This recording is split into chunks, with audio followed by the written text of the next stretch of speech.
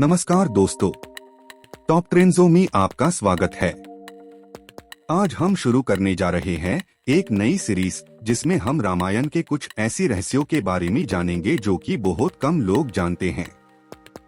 चलिए शुरू करते हैं। श्री राम को 14 वर्ष का वनवास दे दिया गया था। जैसा कि आप सब जानते हैं कि श्री राम लक्ष्मण जी और सीता माँ के साथ 14 साल तक वन में रहे। इस दौरान भरत ने 14 साल तक कुटिया में जीवन निर्वाह किया और श्री राम के बताए हुए रास्तों के अनुसार अयोध्या को संभाले रखा। लेकिन कोई ऐसा भी था जो कि इन 14 साल निद्रा अवस्था में रहा। वो थी उर्मिला, लक्ष्मण जी की धर्मपत्नी।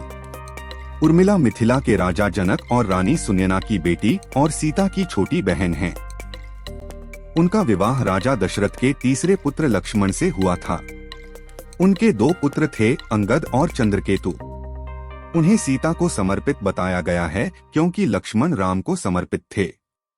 कुछ लोक कथाओं के अनुसार ऐसा कहा जाता है कि उन्हें सोमदा नाम की एक बेटी भी हुई थी।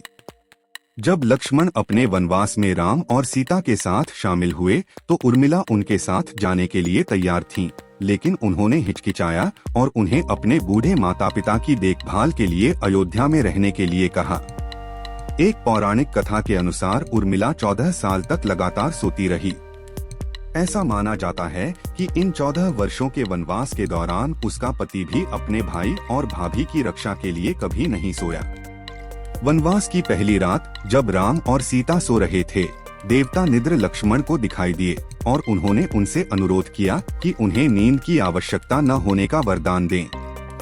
देवी ने उससे कहा कि वह उसकी इच्छा पूरी कर सकती है, लेकिन किसी और को उसकी जगह सो जाना होगा।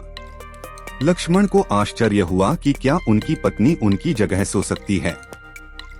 यह सुनने के बाद निद्रा ने उर्मिला से इस बारे में पूछताछ की और निद्र ने खुशी खुशी इस कार्य को स्वीकार कर लिया। इस अद्वितीय बलिदान के लिए उर्मिला उल्लेखनीय है, जिसे उर्मिला निद्रा कहा जाता है। एक अन्य किंवदंती के अनुसार ऐसा कहा जाता है कि जब लक्ष्मण उर्मिला को राम के वनवास में शामिल होने के अपने फैसले के बारे में सूचित करने के लिए आए तो उन्हें एक रानी के रूप में तैयार किया गया था।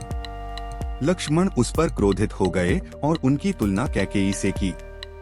लक्ष्मण के उसे पीछे छोड़ने के अपराध को कम करने के लिए इसे उकसाने का एक जानबूझकर किया गया कार्य कहा जाता है, ताकि वह उसकी बहन और देवर की देखभाल कर सके। जब सीता को यह पता चला तो उन्होंने टिप्पणी की कि उनमें से 100 उर्मिला के बलिदान की बराबरी नहीं कर पाएंगे। ऐसी और वीडियोस के लिए चैनल को सब्सक्राइब करें।